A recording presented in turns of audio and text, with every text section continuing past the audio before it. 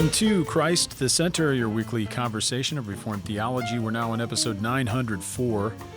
My name is Camden Bucey. I am in Libertyville, Illinois, as usual, in the Reformed Forum headquarters, and queued up and ready for another conversation. This morning, in my time, I was able to speak with Leonardo de Chirico about Thomas Aquinas and the Roman Catholic Church. And now we're following it up with the afternoon. Danny, this is like a double header. Let's play two. I got my Ernie Banks going on here, and ready to go. And for the very fleeting, brief moment, the Cubs are not only in first place in the NL Central, but they're also leading the league in run differential. So I'll take what I can get for the time I can get it.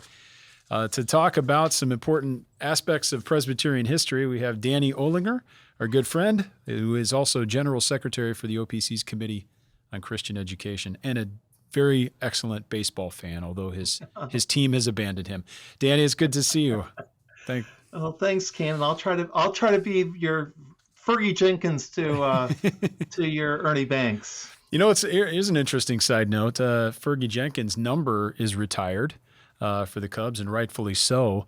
I'll ask you a trivia question. I wouldn't do this to anyone else, but I do this to you because you're you know the history, you know the facts, and you're stepping outside of your comfort zone, because this isn't Indians trivia, but it's Cubs trivia. Do you know what Fergie Jenkins' number is? And then number two, his number is retired twice because someone else, another Cub, has had that same number retired. I'd only take a guess. I know Fergie played for the Philadelphia Phillies, which most people don't know. But, I would say something like 36, but it's just close. A wild guess. It's 31. Any guess 31, who else had 31 that their number was retired? Oh, played for the Cubs twice. Can you give me a decade? Sure. 80s and 2000s. Played for the Cubs twice.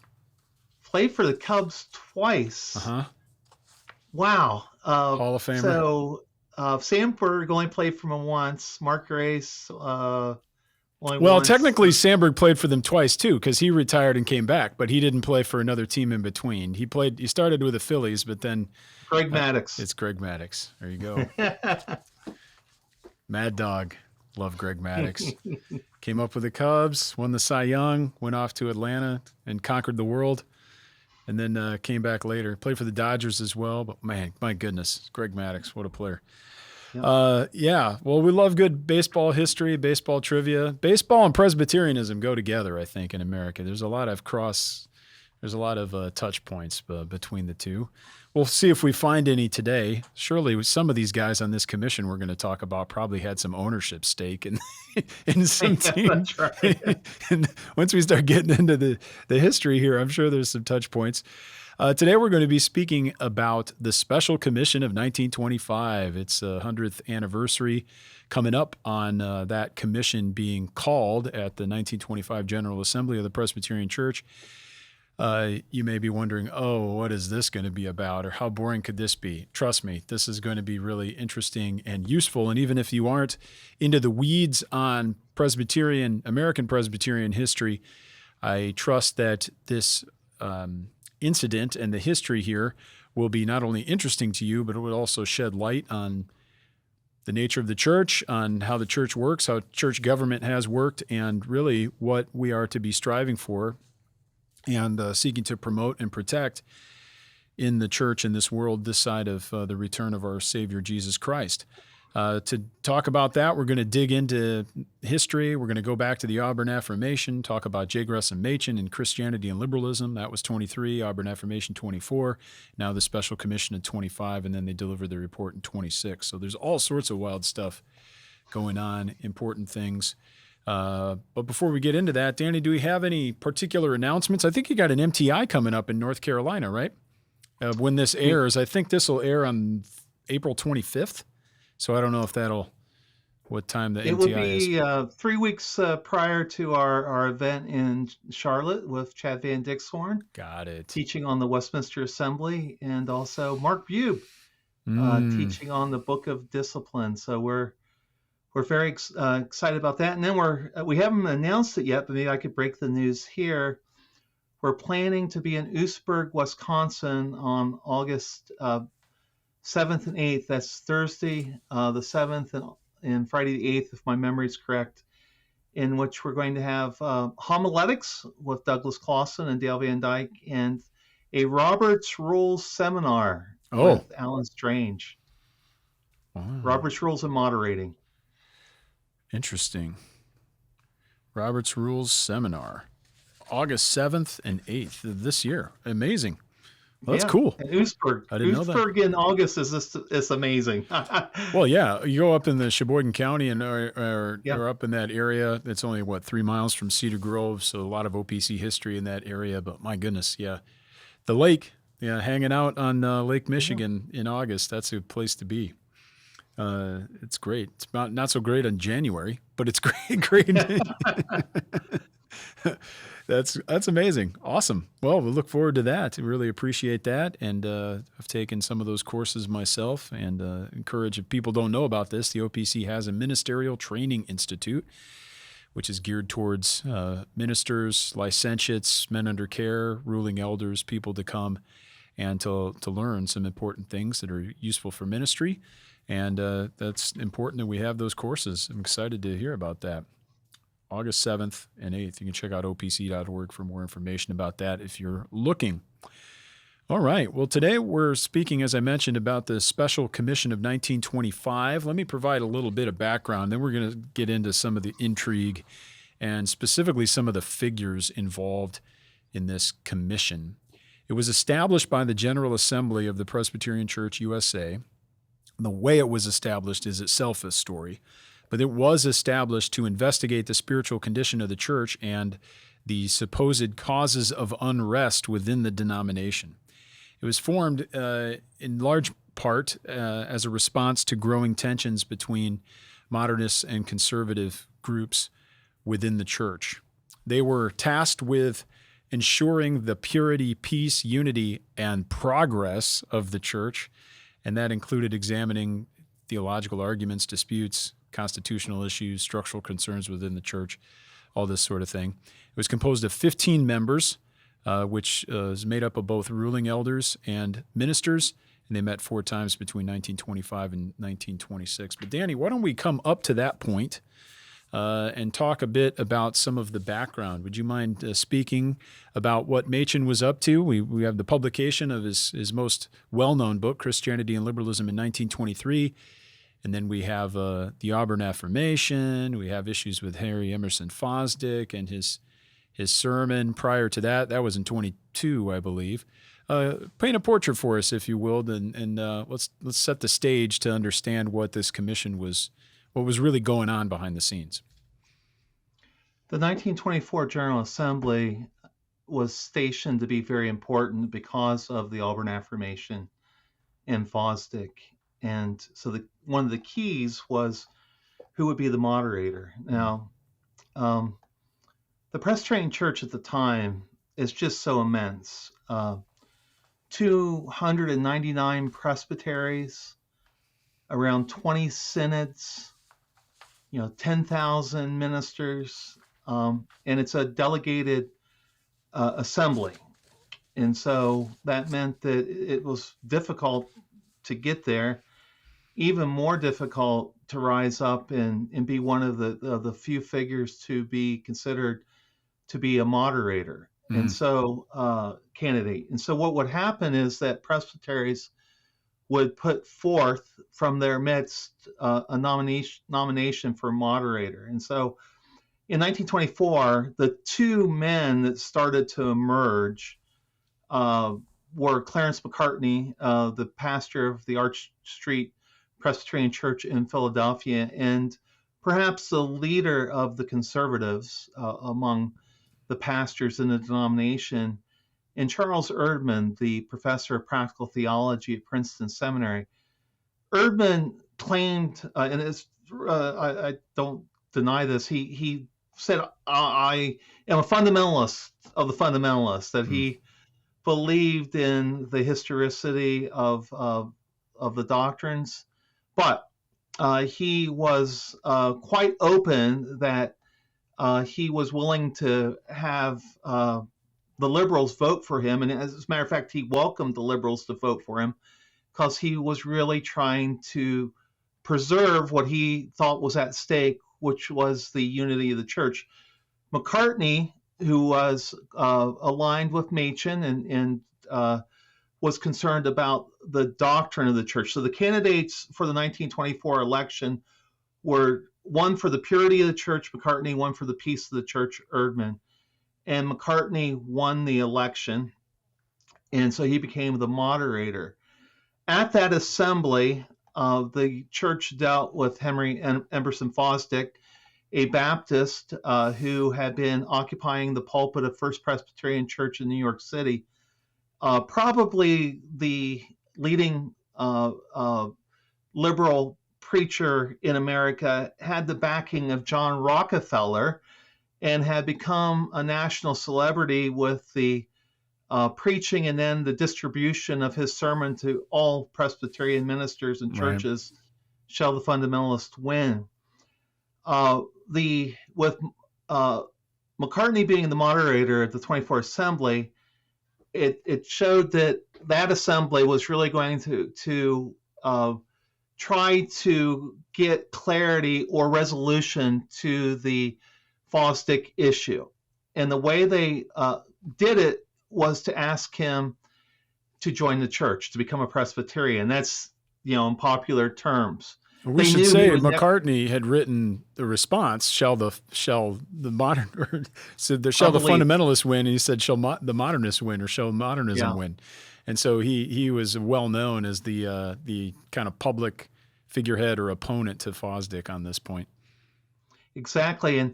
And the reason why they knew that Fosdick would never shall unbelief win. Sorry, it was shall unbelief win. The reason why Fosdick would never go for this is because he had been very open that he really despised any creedal confessionalism. He really thought subscription to a creed was the last thing any Christian should do, because doctrine's always changing. To Fosdick, different generations have different doctrines, because what determines doctrine is life lived experience.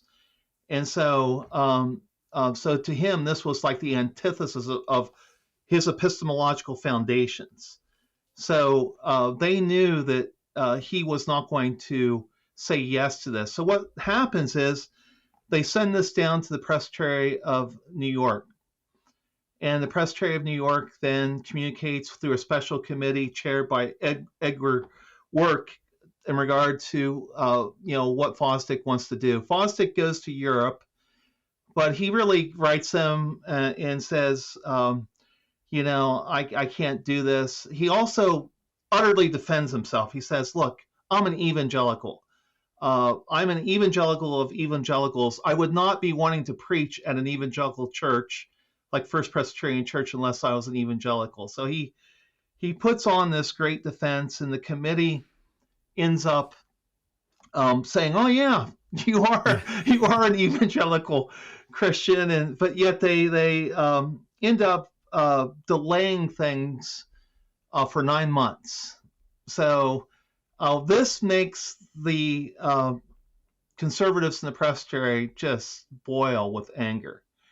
They've already been tortured by Henry Sloane Coffin.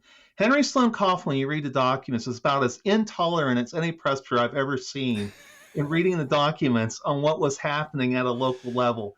He ruled that presbytery like a pope, and just was. And he was brilliant. He was brilliant, and he had his sidekick, in a certain respect, John Foster Dulles, the ruling elder who became much more famous in American politics and has the airport named after him in Washington, D.C. And Dulles was an ecclesiastical genius too, in regard to getting around things. But Coffin was, on one hand, you had Fosdick, the celebrity, you had the church there at First Presbyterian, and then you had Coffin in the presbytery, who was professor at Union Seminary and just brilliant and fully supportive of Fosdick. And so these conservatives were just hung out to dry. And so they basically end up complaining to the General Assembly about what the presbytery had not done in regard to Fosdick, what it had not done in regard to two licentiates who had refused to affirm the virgin birth, Mm-hmm. and to a Baptist minister who was being brought into the presbytery who also refused to affirm the virgin birth, but even was worse than that. He didn't believe in the physical resurrection of Christ or in miracles, but basically said, you know, the church has affirmed those for quite some time. I'll live with it, even though I'm not going to affirm it. So these three matters end up then going to the General Assembly. So the question of the 1925 General Assembly is going to be, who's going to be the moderator again? Mm-hmm. And so Charles Erdman very much wanted to be the moderator because of the peace of the church, and he believed, he had all the connections with the Presbytery of New York, that if things went the wrong way, if they went sideways for the Presbytery of New York, the most affluent, the richest, most powerful presbytery, arguably in the PCUSA, was going to leave the denomination. Yeah, New York. And it was the last thing he wanted. Mm-hmm. So prior to this, I think it was around 1910. I don't have my dates in my notes here and my memory. They affirmed the five fundamentals. The General Assembly did, as not a confessional statement or a confessional, constitutional document, but as five fundamentals, accurately summarizing important teachings. Those were reaffirmed in 23, was it, or thereabouts? They were actually reaffirmed in 1916 and in 1923. So twice. Okay. Yeah, I knew about the 23. So that is when Machen's book came out that year. But then 24, so you've got this wave of fundamentalism, conservatism, where they're fighting back against Fosdick and others like him, who are clearly denying these five fundamentals. The General Assembly has affirmed them. Then we have in 24 McCartney becoming moderator, which seems to indicate the mind or the will of the body, that they want a fundamentalist, the fundamentalist figurehead at the moment, to be the moderator. But the Auburn Affirmation comes out and is rolling throughout 24, where they are arguing for tolerance and latitude, where the affirmationists, there ended up being about 1,300 who ultimately signed this document, were saying, well, we aren't necessarily liberals ourselves or modernists ourselves, but we believe the church should be broader, big tent, and we should allow for various theories. So penal substitutionary atonement is relegated from, it's brought down from being the truth that the Bible teaches to being one theory among many others. Well, maybe Jesus rose from the dead physically and literally, or maybe he didn't. Maybe it was spiritual. And the affirmationists are saying we should have breadth and be at peace with one another to allow for this breadth of opinion. And Machen, McCartney, and many others were saying, no, this isn't a matter of difference of opinion. This is a matter of truthhood or falsehood. This is either right or wrong. These aren't things we can charitably disagree on. These are disqualifying for membership, for office. And that's really the difference. Is this a matter of opinion that we can tolerate, or is it a dividing line? To me, that seems to be what it all boils down to in 24 and then leading up to 25. The difference between the affirmationists and people with principles. Right. So on the one hand, the affirmationists were saying the Presbyterian Church has always been inclusive. Sure. And Machen did not disagree with that in regard to membership in the Presbyterian Church. It's faith in Jesus Christ, and the church the church was not looking for anything beyond faith in Jesus Christ. The question was the teaching ministry of the church and what the church believes. And Machen argued that's always been exclusive. that it's been defined by what we find in the Confession of Faith and catechisms of the church. And that is seen then in ministers, officers, taking vows to uphold the Confession of Faith and catechisms of the church. And so that was what is at issue, because Machen suddenly says, hey, you're now making that which was exclusive inclusive. Yeah. And that's contrary to Presbyterianism. And if you do this, you're going to lose the faith, because the virgin birth, the substitutionary atonement of Christ, his coming again, these are not mere theories. Mm-hmm. These are doctrines that are founded upon historical event. And so this is where the Vossianism of Machen shines through. Right.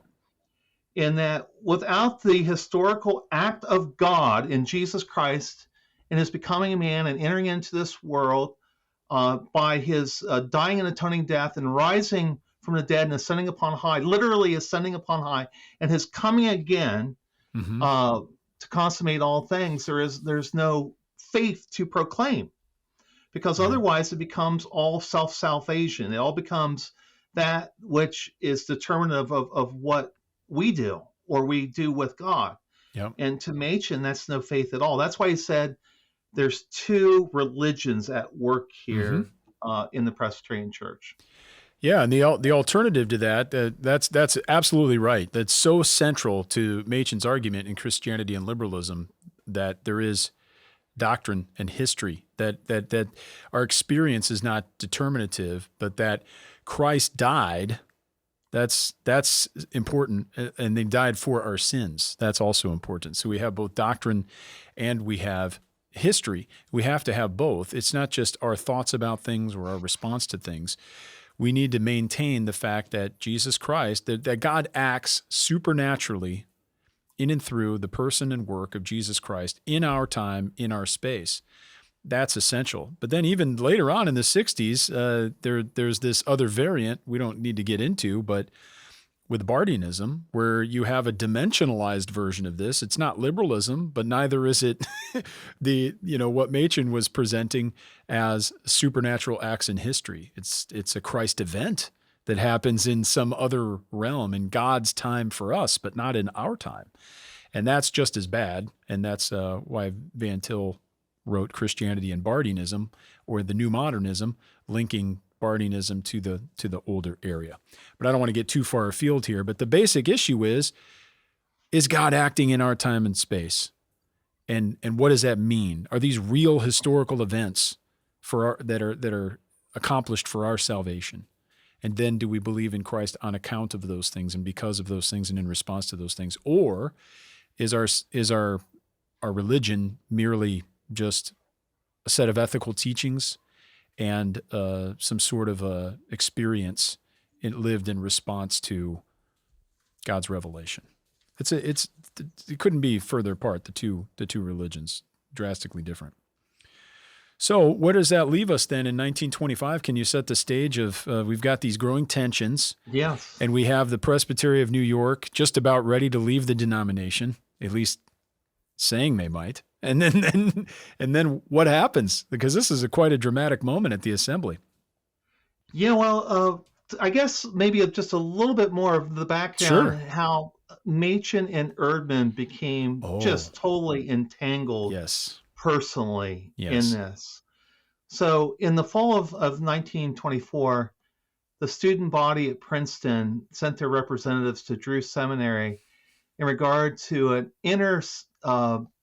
denominational seminary association, whatever it might be. I might have this wrong. And they came away horrified, just horrified. And so they recommended leaving that association and forming their own new association called the League of Evangelical Students. Mm-hmm. And their advisor in the previous body was Charles Erdman, the professor who had wanted to be the moderator the year before, the professor who was the chairman of the Board of Foreign Missions, basically one of the most beloved men in the denomination. But Erdman is in Florida vacationing, and when this is all taking place, and the students are getting together, and when they're doing this, it comes to who they want to be their student advisor, and they end up nominating and electing Robert Dick Wilson, the professor of Old Testament, who was firmly on Machen's side in these matters. Mm-hmm. Now, according to later reports of the Special Committee to investigate Princeton Seminary, it was Machen sitting in the meeting who suggested orally to nominate Robert Dick Wilson. So Erdman does not take this well, even though Erdman had his own things that were going on in regard to this. And this is where the documentation, now that's even online, I just say Princeton Seminary, what they've done in putting all this stuff online, it's just amazing. What used to be you'd have to take a week off and go and sit in one of these libraries. It's just stunning, all the material that's out there now. And so Erdman had received a letter from the president of McCormick Seminary.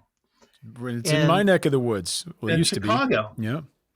And McCormick had been an interesting place in regard to the fact that it was the alma mater of J. Ross Stevenson, the president of Princeton Seminary, who had been butting heads with Machen since the Plan of Union did not go through, the Organic Plan of Union.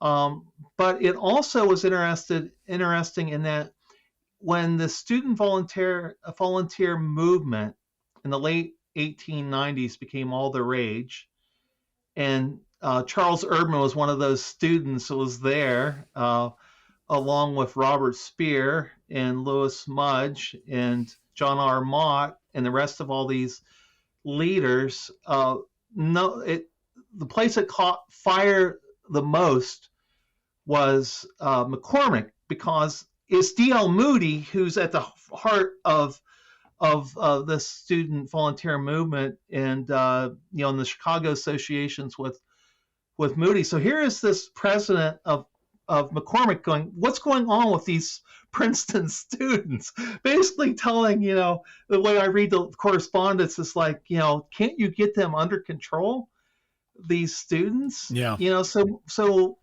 the thing is that Erdman is on a different. See, this is going to play out in the next 12 to 24 months. Erdman is always having these high-level, behind-the-scenes, secret correspondences and, networking. Machen's not networking in secret. He is just totally upfront, blurting things out at a student meeting. Mm-hmm. He's totally upfront on what he's about. There's no hiding the ball whatsoever with Machen. And this is where ultimately Erdman pulverizes Machen. Mm-hmm. He's just better at all of this in regard. So that was in regard to the public perception of what's going on. So Machen ends up becoming labeled as heavy, who is picking on Charles Erdman, and the League of Evangelical Students was one thing. What happens around the same time is that Machen had been filling the pulpit at First Presbyterian Church in Princeton. Henry Van Dyke, very famous Presbyterian,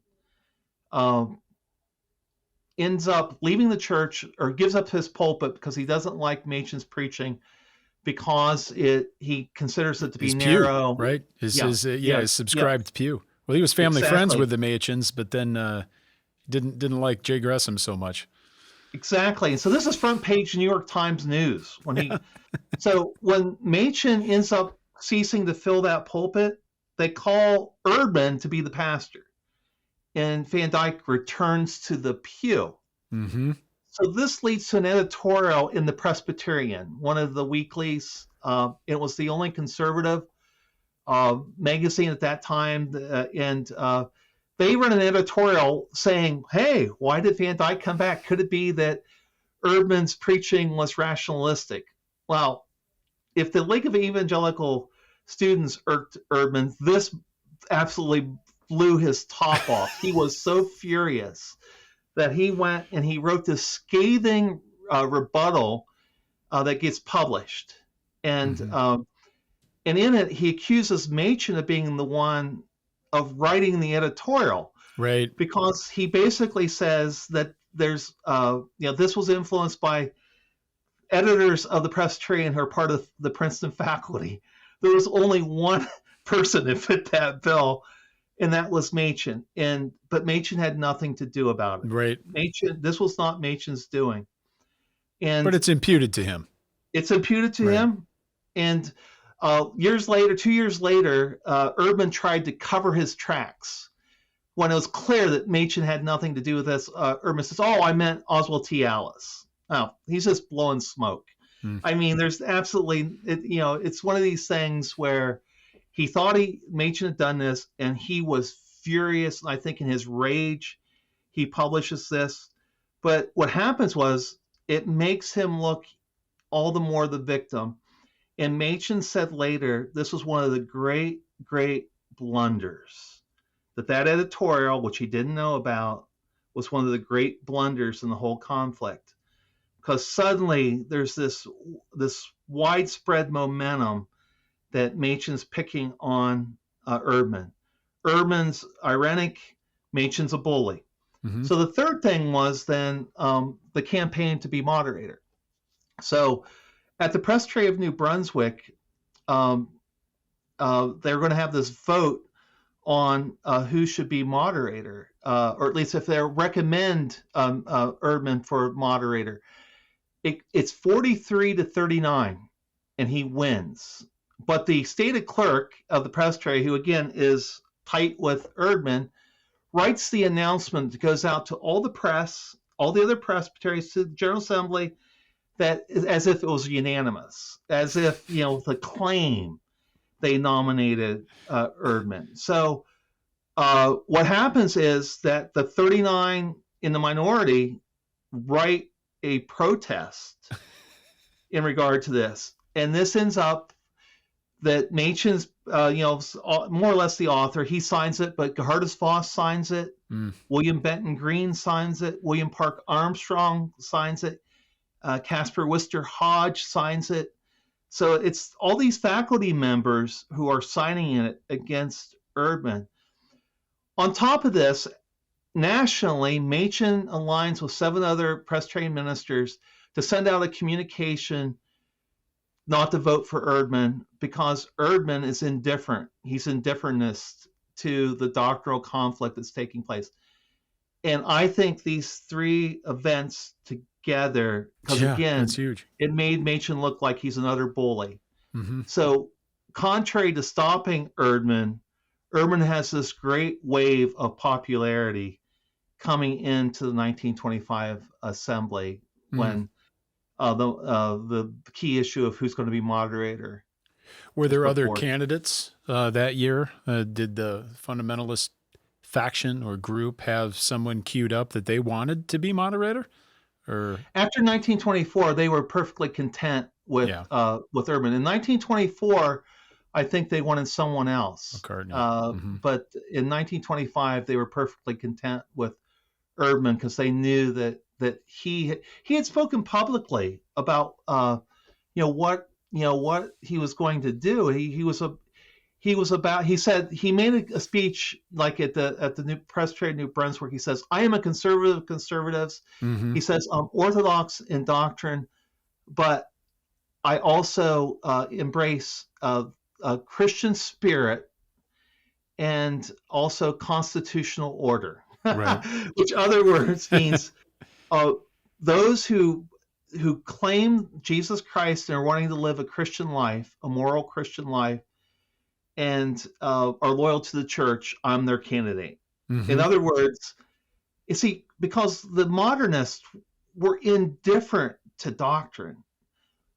You want to be Orthodox? That's fine with us. It doesn't matter. To each his own.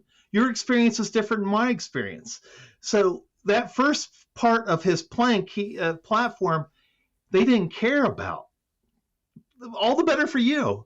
But the second and third part they loved, Mm-hmm. because he's basically saying, we're endeavoring to live the Christian life, and we're the loyalty to the constitutionality of the church is what we're about, because they believed they had it on their side. They believed from the new side, old side, in 1729 to the reunion in 1870 to the confessional revision of 1906, they believed that they had that aspect of the debate on their side. Whether or not they did or not is another matter, but they believed they did. Mm-hmm. Certainly. So let's get back, if we can, to the setting at the 1925 General Assembly. There's all this supposed unrest, and there's this possibility that many of the modernists, or at least the Presbytery of New York, the most powerful and most influential presbytery in many ways, the wealthiest, might leave. So how is that prevented? And what does Erdman as moderator do to make sure that doesn't happen?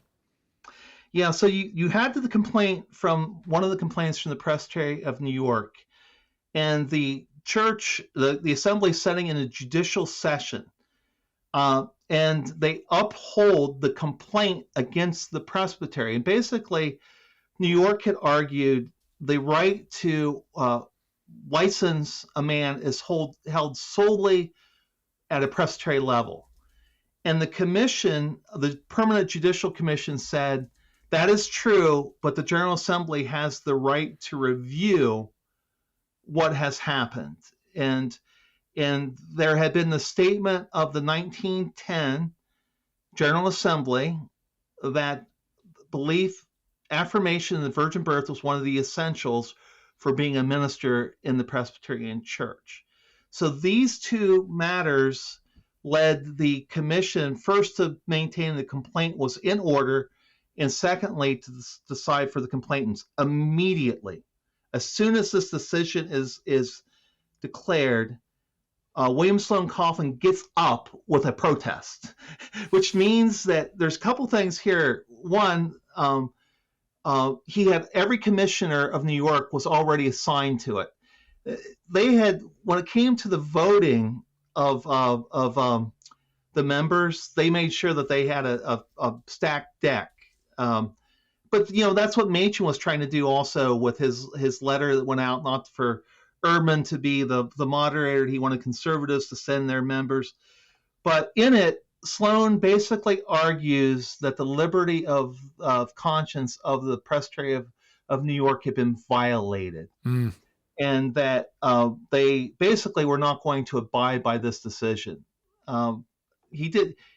That's the clear communication of this. As a matter of fact, the next morning, the New York Times ran a headline that said, a split in the Presbyterian Church, possible split, in light of this, which means that, of course, that Coffin had given them all this in advance, and they all knew they had this. But here it is. It's coming to a head. And as soon as he gets done with the protest, the moderator of the General Assembly, Charles Erdman, steps down from the chair. He asks the vice moderator to take the chair, and then he moves a motion that he believes is necessary to preserve the purity, peace, unity, and progress of the church, Mm-hmm. a commission of 15 members that would be appointed. The assembly is overwhelmingly positive about this, and it instantly agrees to do this. And they agree that the moderator would be the one that appointed the committee, which to me, that's right crucial. there was the resolution of the Presbyterian conflict. Right Mm-hmm. here is where Machen was defeated on one level. This is his doom. It's all over right here. Even 11 years prior to when we think the final word is spoken in 36, when Machen and others who were part of the independent board of the Presbyterian Foreign Missions their appeal was denied.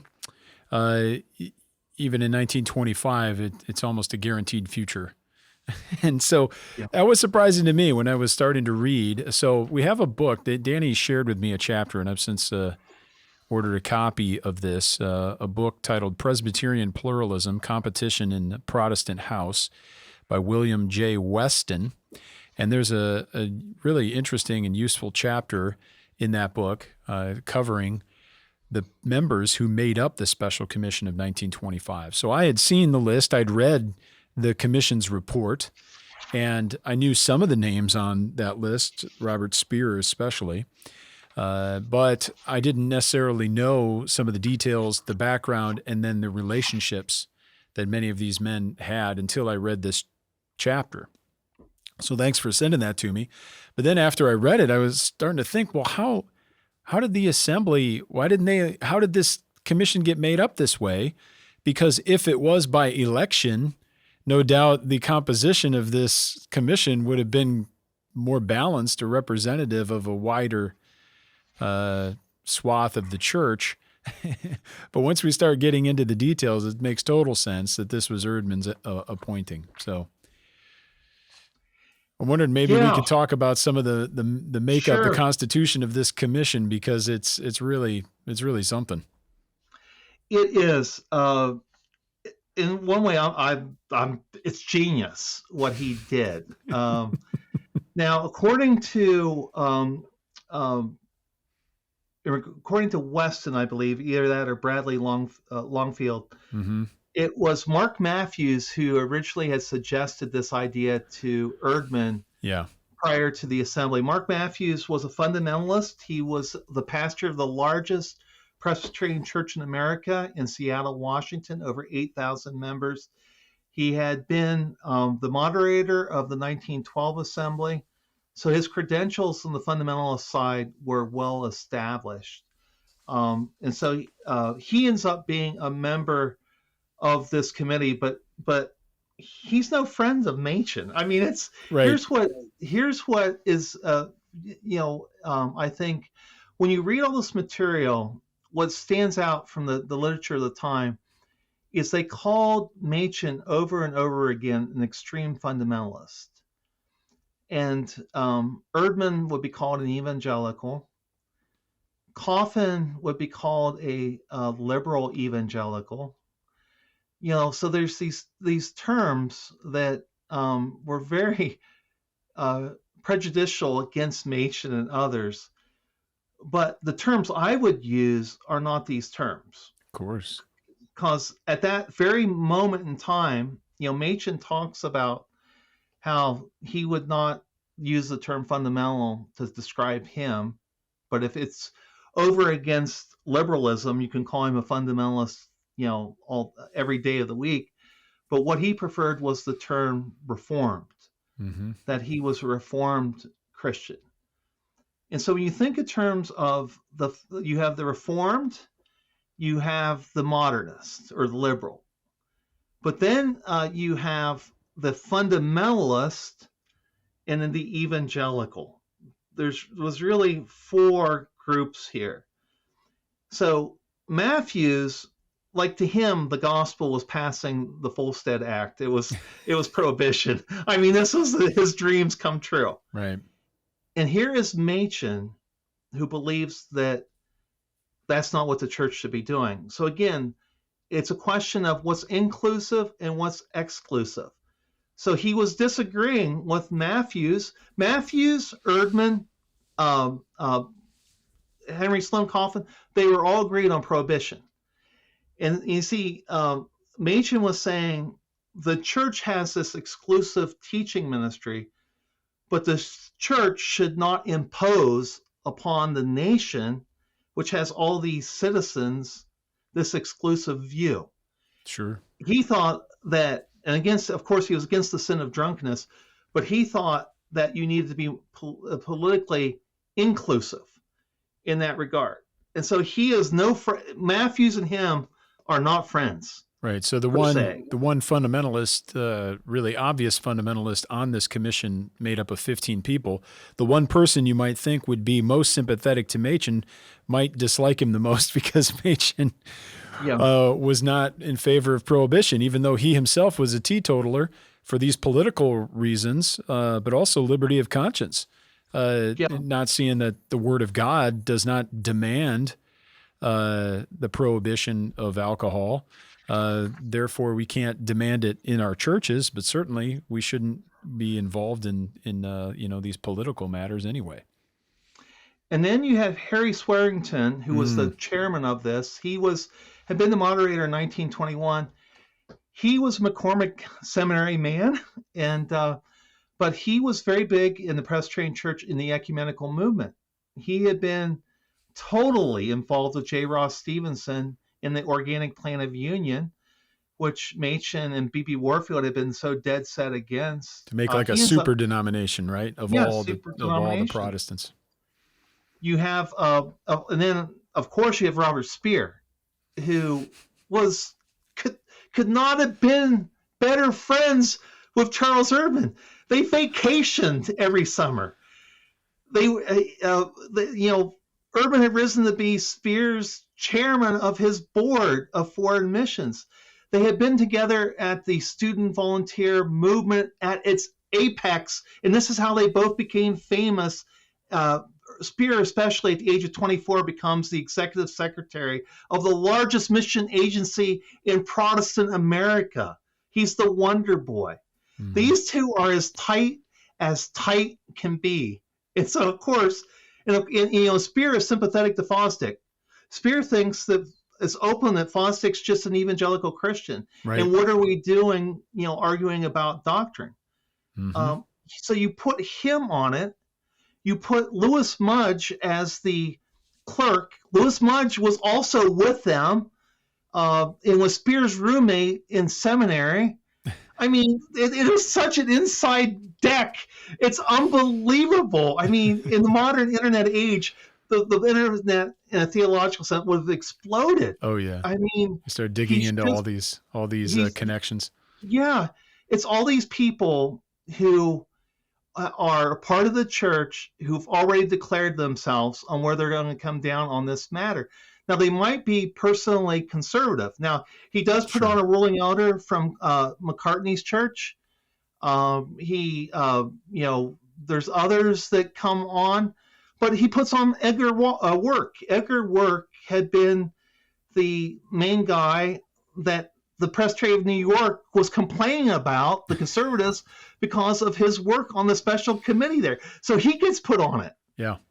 So to investigate the causes of unrest. Yeah. One of the causes of unrest is on the commission. I mean, this is just a done deal. It's just there's no way this committee will do anything else but to say Machen is the troublemaker. And that's exactly what they end up saying. So the ministers here, Harry Swearingen, chairman, Alfred Barr, Hugh Kerr, Mark Matthews, Lapsley McAfee.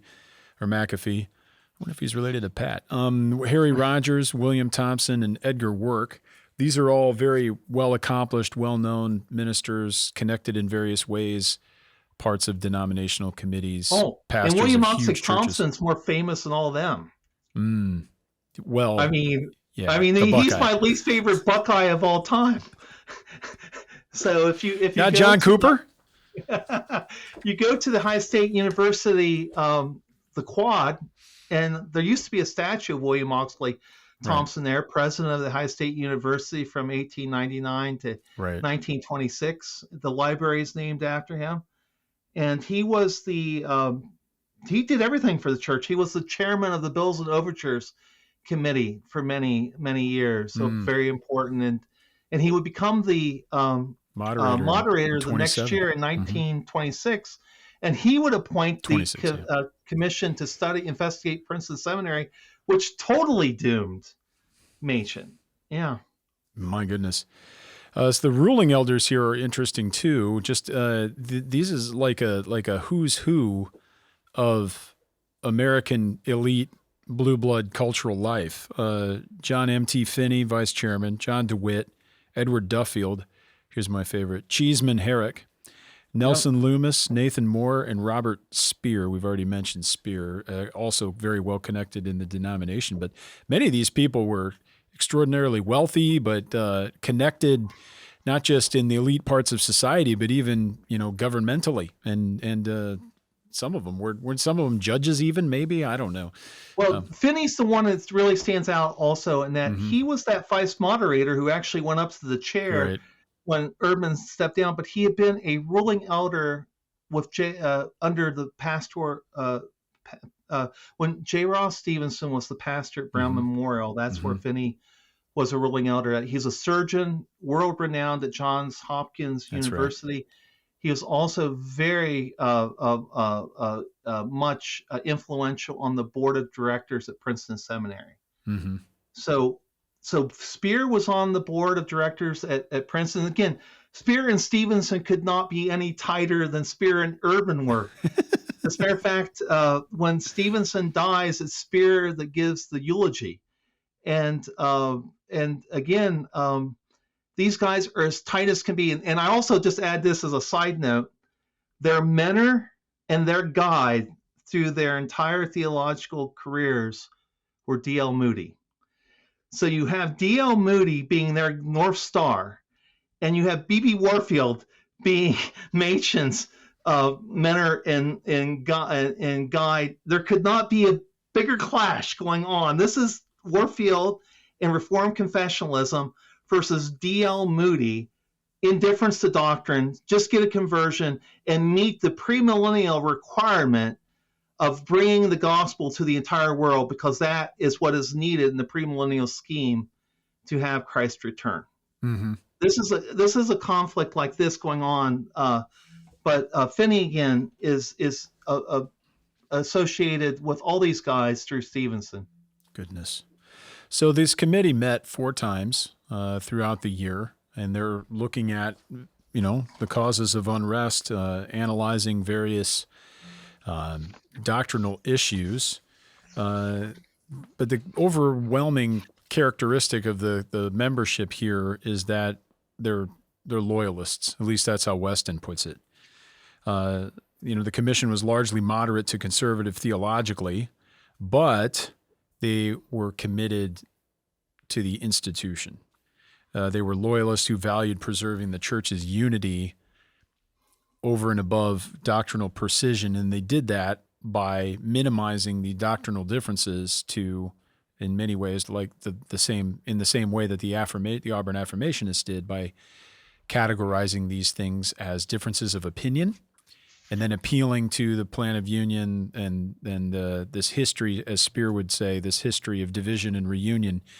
The church needs to be big and just get over itself. The doctrinalists need to get over themselves and just live within this big tent. And that's how they categorize these issues. And anything that would be presented as a dividing line or as a reason why some people must go would be seen as, tactics of a bully, as you've mentioned about Machen. Yeah, Machen was given an opportunity to deliver a report to the commission. That's one of the chapters in his shorter writings that you can read about. Daryl Hart edited wonderful volume, and in it, Machen lists 5 things that contribute to the moment in time in the Presbyterian Church. The first was the Auburn Affirmation and the Fosdick. The first was the Plan of Organic Union in 1920, and then was the Fosdick Matters and the Auburn Affirmation. But the 5th one was the one that really, there's no way he's going to survive this. And this is especially by the loyalists. So yeah, this is where I just love Machen's courage. Right. Is that he said that the church was not going to get out of the present situation unless it had leaders, evangelical leaders in its boards, that were not afraid to address the issue in a truthful manner and to lead accordingly. He did a scorched earth in certain ways, because the very commission he's talking to are the leaders of all these boards, every single one. Kerr was leader of Christian Ed. Speer. So here's Erdman and Speer, the leader of foreign missions. You had was it Lapsey, McAfee was in missions. There was all. I mean, every one of them was right there, and he was basically telling them, you got to replace these men because they refuse to take a stand for the truth. Mm-hmm. That's what he was saying. Did Machen publish that letter himself? I don't recall. There've been other things that he published on his own dime, and he sent this letter to the Special Commission, but I'm wondering if it ever got out to the public in the meantime. I don't know. Yeah, I don't know. I know that in 1930, The Present Crisis in the Presbyterian Church was published, which repeats a lot of this information. It's as if Machen had this document in front of him when he was writing that. Yeah. So this commission meets 4 times. They finally come back and present a report to the 1926 General Assembly, overseen by Buckeye Thompson. And what does the committee ultimately find? What are their conclusions? Their conclusion is that the only trouble with the Presbyterian Church is the troublemaker at Princeton. It's basically how it reads. Right. Is that if there's any trouble, we couldn't find any liberals. Right. They say that. Yeah, they do say that. Exactly. There are no pure, truly naturalists, they say. Yeah. And ultimately no liberals in the church. There's not two religions taking place in the Presbyterian Church. And if there's any trouble, it's found at Princeton with its agitator. Nothing to see here. And the commission ultimately then advocates for tolerance, for reconciliation. They urge the church to maintain unity despite these supposed theological differences. And certainly they even imply that the essential framework of the church is intact, and that we could just get over these differences without any drastic measures. I think Lefferts Letcher in 1957 wrote in The Broadening Church, ultimately he pins all the blame on Machen and the extreme fundamentalists as well, because as soon as they leave the church, really they were kicked out, but as soon as they left, things had never been better. They were the happiest they've ever been. Everything's amazing. That is at least for 10 years until they issue another confession. So everything's laid at Machen's feet and the feet of the extreme fundamentalists. Walter Lippmann, the national columnist, said that basically what they are asking Machen and others here to do is to smile and commit suicide. Because, they basically are rejecting his argument. And basically, if he accepts their argument, it's over. Mm-hmm. I mean, it's over for him. I think it was very perceptive on Lippmann's part in regard to that analysis. And that's why, again, could have Machen helped himself in the public relations part by not calling Erdman over and over again in what do you call it? Indifferentist. Mm-hmm. Yeah, that's not the most welcoming term. But then again, he's getting called an extreme fundamentalist every time you turn around. It's interesting all the way from Letcher to Moorhead, more modern Presbyterian historian. They do credit Erdman as being sort of a savior of the day, and making sure that the Presbyterian Church was broad in that it wasn't too conservative and it wasn't too liberal. But I don't quite understand what that means in that they broadened it but didn't make it one or the other. And it really took my mind to Cornelius Van Til, when Van Til talks about the dialogues that would take place between Mr. Black, Mr. Gray, and Mr. White. Sure. In regard to that, in that, so you have Mr. White, who's not pure in and of himself, but he's been washed by the blood of Jesus Christ. And this is the Reformed Christian. You have Mr. Gray, who is the Arminian. And then you have Mr. Black, who might be the most wonderful person in society, through common grace, does many wonderful things in his community, but does not believe. And Machen, talks about the fact that, Mr. Black has a toothache or a dead tooth. And what uh, there's two dentists. One is Mr. White, and one is Mr. Gray. And who's he going to like better? Who's Mr. Black going to like better? He's not going to like Mr. White. His approach to this. He's going to agree with Mr. Gray all the way along the line. Mm.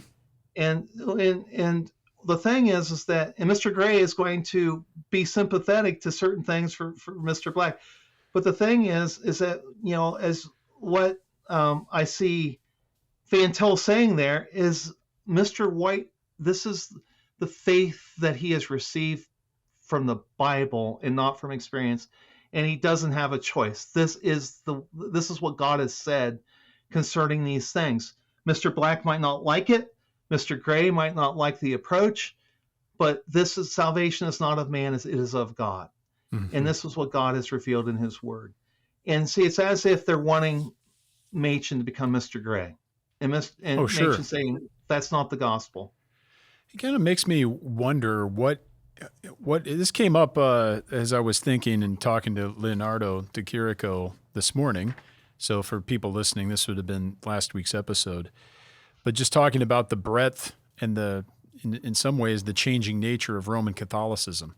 A lot of evangelicals, not a lot, but there are many ex-evangelicals or people that leave evangelicalism because they get fed up with the Wild West nature of it. They think it's not historically rooted and they want to go to Rome to get something solid and authoritative and kind of firm and unchanging. And then when you walk in the door of Roman Catholicism, you find out probably it's more Wild West than evangelicalism. It's even broader and kind of crazier on some doctrinal aspects. So here we have Machen presenting, an historic Christianity who is that it needs to be founded upon and based upon Scripture alone and the objective truth that it portrays and records in terms of God's supernatural acts in history. So this isn't just a matter of experience or personal interpretation, but these are objective realities, and that Presbyterianism needs to be founded on that. But for the people that are willing to demote those concerns to a matter of opinion and subjugate them to not only the peace, purity, and unity, we didn't comment on this, but this fourth edition, the progress of the church, I'm left wondering what for these men, for Erdman, Speer, Thompson, all these guys that are involved in this commission, what is the sine qua non of Presbyterianism? I honestly wonder, what Machen would say it's objectively God's revelation and our government, everything is following from the Word of God. We're a body that the Word forms. That's what we are. And if we don't have that, then this institution doesn't matter. I'm wondering if these are matters of opinion, what for Erdman and others and Speer, what's the sine qua non of Presbyterianism? What makes this institution distinct from others? Is it just the history? Is it the connections, the power, the influence? I don't really know exactly what they would say about this. That's a great question. So it's clear with Kaufman and Fosdick what they were saying, to their credit, in regard to things. If you look back to the Reformation, you have the formal principle of the Reformation, which is in the question of how do you decide the material question, justification by faith alone? Mm-hmm. Who's the authority? Where's the answer? And the Reformers were saying it's sola scriptura. The Roman Catholics were saying it's the magisterium. Mm-hmm. You get to the Presbyterian conflict, and in just the Machen versus Coffin, one is saying sola scriptura again. The other is saying experience. And as soon as this plays out, you bring into view the third chapter of the confession and the fifth chapter of the confession. Because suddenly people will say, this is a question of whether providence, immanence, or transcendence, decree. Machen's emphasizing transcendence more than immanence, right, and Coffin is doing the inverse, but that's really not the case at all. because what Machen is arguing is that they go together in the covenant, and they go together in regard to what God has put forth before His church, but in regard to this, the indicative always comes first. Yeah, it must. So it must be God must act, and then and we believe, but it's also in regard to doctrine. It's God's mighty act proceeds. So in Christian liberalism, I think as much as any text he exegetes is 1 Corinthians 15, 3 and 4, where he is often talking about, and where Christ died for the scriptures and rose again, and what this means. For Kaufman and others, they're leading with experience, and what gets translated to Charles Erdman and Robert Speer is, in their mind, they hear Christian living. And to them, Christian living is more important than any precision of doctrine. And so it didn't matter to Robert Speer if on the mission field people believed what the Westminster Confession of Faith put forth concerning God being the electing God, or man being dead in trespasses and sins, or Jesus Christ being a particular substitute, or irresistible grace, or the perseverance of the saint. All that matters was a conversion. That's all that mattered to him. And he was very open about that. And see, Machen and others are saying all these things are going together. It's providence and decree both. It is immanence and transcendence both. It is Christian living and doctrine both. It's indicative and imperative both. But the one becomes before the other. And in Christian living, apart from the church, is not going to get it done. Machen believed this is what you're all losing if you go down this route. And he's been the reason we're talking about J. Gresham Machen 100 years later, and we're not talking about Robert Speer or Charles Erdman. Well, we are. We're not reading their books. Right. It's because Machen has been proved right. Right. Amen. Amen. It's something. And I mean, this story goes on and on and on, and it unfolds for the next 11 years plus with all sorts of other issues. I mean, Machen continued. Well, with the aftermath of this, the Special Commission of 25 did present its report to the GA in May 1926, emphasized the unity and the peace of the church over the doctrinal precision. What else happened? Were there any other follow-ups to this commission's report? Eventually this is going to lead Machen to, and other things happening where Machen in 33 and 34, I believe, starting the Independent Board for Presbyterian Foreign Missions. But what are some notable things that happened after this report was submitted? Yeah, Machen was in Europe in the summer of 1926, and so he was not at the assembly. And he was just devastated that the conservatives received the report. And he basically told McCarthy that everything we fought for is lost. I mean, that's basically what he's saying. Those who were against him knew that they had all the momentum in the world, and they erect this committee to study Princeton Seminary, which is really and then that leads to the reorganization of the board ultimately. Yeah, really disingenuous in that you're saying, oh, we don't want to change it all the way up to this point. Oh, we don't want to change anything about the historic faith of Presbyterianism. No, this is not an attack upon Princeton. But as soon as it changes from a weakness to a strength position, oh, you better believe it change. They're going to modify it, And J. Ralph Stevenson, basically, there's a fascinating letter from Paul Martin, the registrar at Princeton, upon Stevenson's death to Robert Speer, as Speer was working on what he was going to say about Stevenson. And And Martin just talks about how his esteem for Stevenson grew because of his incredible patience with Machen. So, in other words, in their minds, up to this point, he had been abiding Machen, but now, once you get to 26, Stevenson lets loose. Stevenson lets loose on Machen. It's as if he'd been waiting for that moment, and he lets loose, and he talks about how Machen's temperament was not suited for being a professor. Both him and Erdman come out in open opposition to Machen being appointed as professor of apologetics at that assembly Right. in Machen's hometown of Baltimore. They both were open against, and it's basically signaling to the whole church, we don't want him anymore. And Precisely. then Thompson and others do their dirty work for him, Mm-hmm. or at least neuter Machen to where he's left.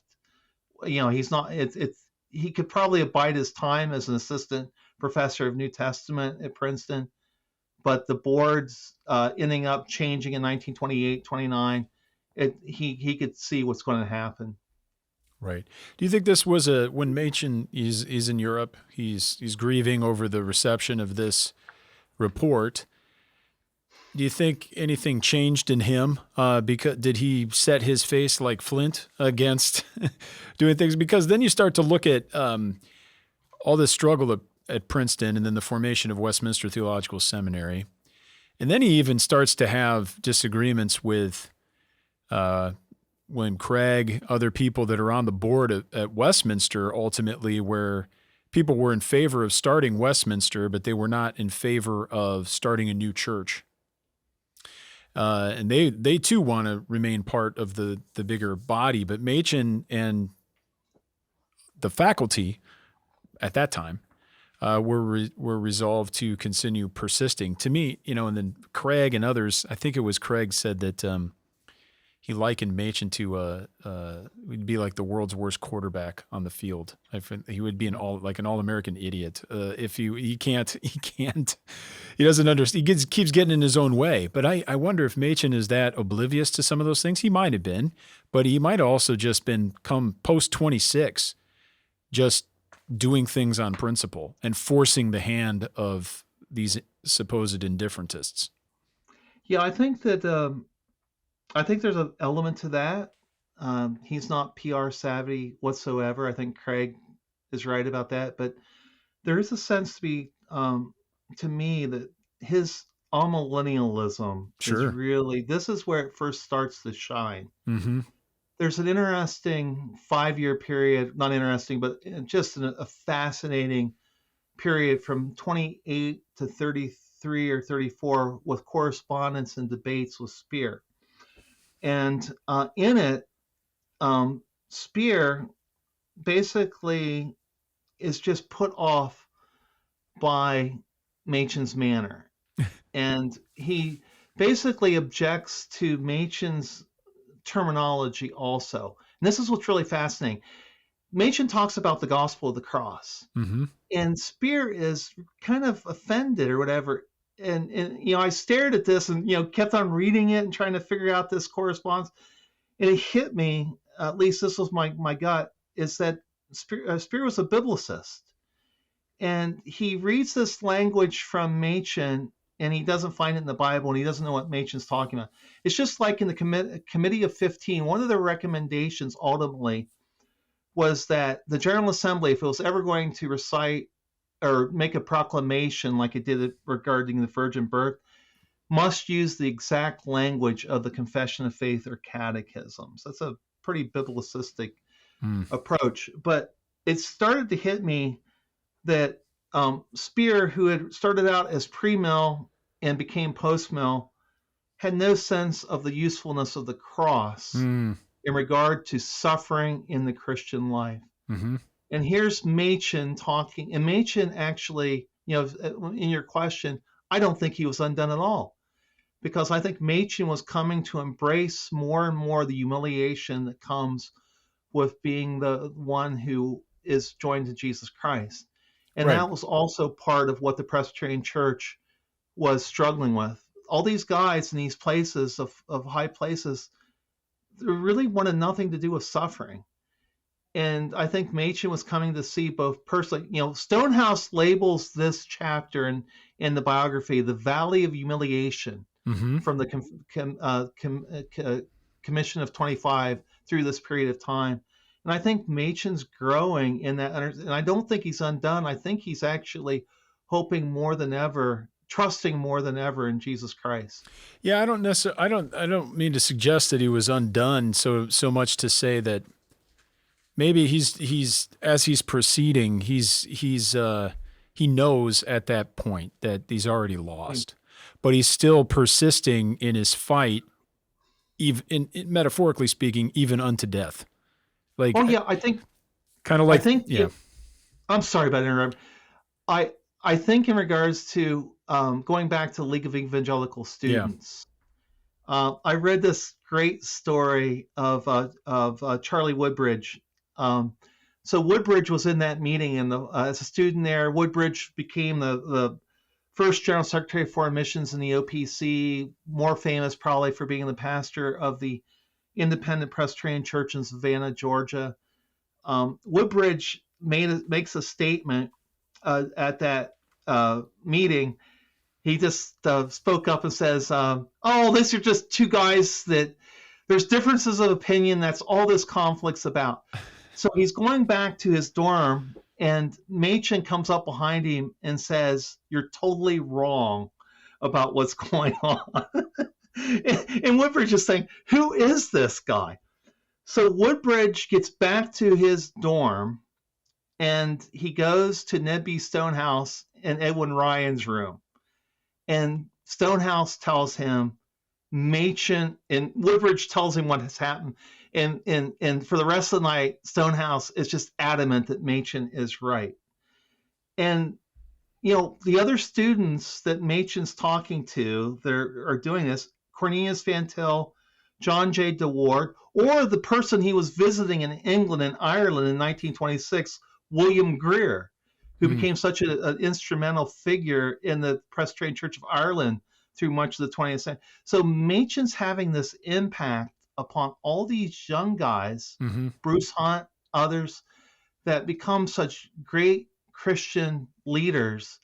He might be losing the day right there in the Presbyterian Church, but the young men that he's giving his heart to and being just so straightforward, brutally honest, I think he's winning over.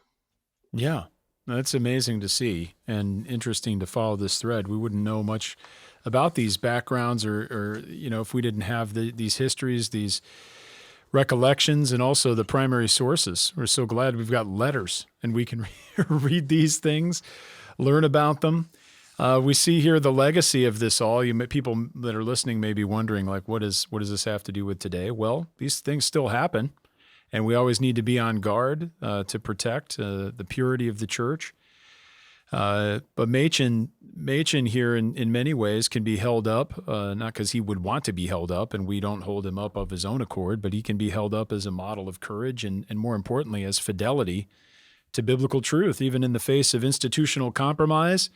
And maybe even in the face of knowing that you're not gonna win, he still persisted and did things out of honor and faithfulness to the Lord until he couldn't, until they kicked him out. He never left. He did not renounce the jurisdiction of the church, but until he was removed, he fought the fight, and then that leads to the Presbyterian Church of America eventually, which got renamed the OPC. They wouldn't leave us alone even then, Danny. Sued us, made us change our name. And then Machen died. Who knows what they would have done to the OPC on into the future if Machen didn't pass away in 1937. They needed their more than a pound of flesh. They had to keep taking. But these are wild stories. But they're, even though they're 100 years old now, they're still significant, important, and we need to continue learning the lesson and applying those lessons to our own lives. But what's the next chapter, Danny? What do we do next after we've covered I guess we get into Next year we can do something on 26th, the reception of this. I don't know. There's all sorts of things. Although there's if the Lord tarries, we could do something every year, because next 26 becomes fun in regard to the intersection of Machen and Gerhardus Voss on the self-disclosure of Jesus. Oh, yeah, right. It becomes the Machen's appointment to apologetics, which basically also really brings into view the question of Cornelius Van Til and apologetics, because Machen seems to be agreeing with Van Til that Christian theology and Christian apologetics are one and the same, and what that means then in regard to methodology. So that's happening in 26. So those are things that be happy to talk about. There we go. We'll pick it up. We've got some interesting projects going on for the OPC's Committee for the Historian. Some more stuff to be announced. We'll report on some of that at OPC General Assembly if anyone's going to be there in June. And again, you can find out more information about the work for the Committee on Christian Education at opc.org. Stay tuned for MTI courses and other resources. Christian Ed's always doing good work. We really appreciate them there. Danny, it's been fun. We got a little bit of a break here with the summer. We got, Ohio State won the national championship, I regret to say. But I'm going to credit Michigan in waking up the Buckeyes from their dogmatic slumbers so that they could go on and win the national title. But Michigan did come around and win the Big Ten tournament in basketball. But we've got a little bit of a break until we're gonna hit up the 2025 college football season. You need to come out here because the Wolverines are going to be playing in Wrigley Field. Wow. Against the Northwestern Wildcats. I don't have tickets. If anyone out there has tickets, want to give me one, I'd take it. But I'm keeping my eyes on the StubHub, but the price is still way above pastoral budget level. Well, 3 or 4 years ago, the Buckeyes played. They played Northwestern at Wrigley Field. It was in like a rainstorm, I think. Yeah, it's always that time of year you get the worst weather. I turned on the TV and I saw my son, who was a student at Northwestern, with his shirt off in the front row because Northwestern was either tied or within, a touchdown. He was going crazy. So I told Diane, was he reporting or just visiting? Was he just attending? He wasn't reporting on the game, was he? No, he was pure fandom there. He was cool. Just At that point, did you start looking up your deductible information? You're seeing like, what am I going to have to pay for this pneumonia? I was just thinking, to be young. Yeah, different life. Well, that's fun. Yeah. Oh, very good. Well, visit us online at reformedforum.org for more information about our upcoming events, publications, courses. We have some international cohorts we're going to be working through. We've got people applying from all over the world to be part of these online reading groups. So a lot of good and fun stuff, important stuff happening at reformedforum.org. You can find out information there. Subscribe to the email newsletter to stay updated. But I do want to thank everybody for watching and for listening. We hope you join us again next time on Christ the Center.